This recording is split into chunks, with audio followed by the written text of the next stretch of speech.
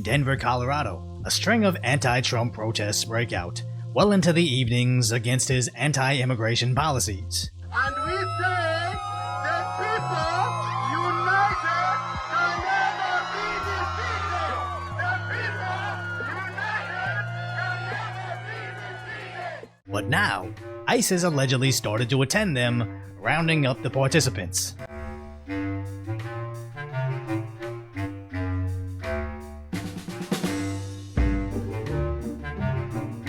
Now, it's hard to verify if this video is from an immigration protest, but judging by the signs, flags, and the fact that they're marching through the streets is consistent with the other anti-ICE protests we've seen. As we've covered here, how they blocked major freeways in Los Angeles, California, and over at a protest in Utah, a girl actually got hit by a car. So it would make sense that Denver would finally clamp down on this. Even if they are in a deep blue liberal area, why not use federal forces to finally address it? As I couldn't find the protest from today, but they seemingly block their streets non-stop over there, where they had nowhere to house these people, so they had to live in tents outdoors. The camp as a collective came up with a list of demands. That came after a petition by city officials for migrants to move from this encampment near train tracks under a bridge to indoor shelters funded by the city. It's one of the main demands by these migrants who have had their grievances in the past about the food provided by the city. There have been so many complaints about the food being spoiled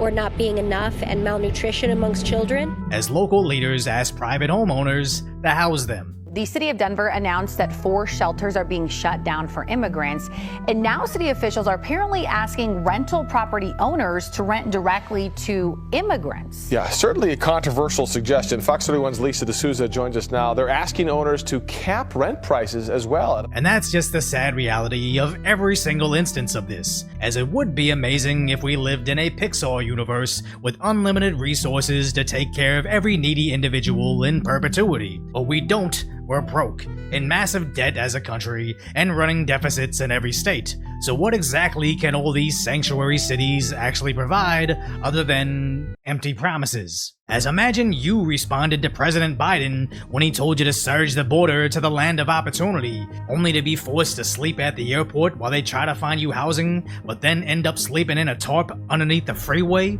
It sounds super messed up, but that's the harsh reality we live in, and even that is unsustainable and will only get worse from here, as these activists never seem to acknowledge the real-world implications of their own ideologies. As at this anti-ICE protest, you have this guy seemingly on the nod, aka he's under the influence and can't even hold himself upright.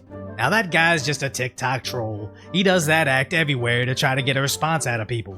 But at this liberal protest in front of kids, no one seems to care that someone's so zonked out on substances they even try to assist him, let alone acknowledge the suffering that's happening in front of their faces. As that seems to be the common theme with these people. Wave your signs and block your streets for a cause that sounds righteous, even if actually accomplishing it is impossible. But if you appreciate my concise, lighthearted commentary on the tragic status that is today's reality, hopefully I've earned your subscription, then go check out the video on how the angry liberal that attacked a pro-life journalist finally got caught.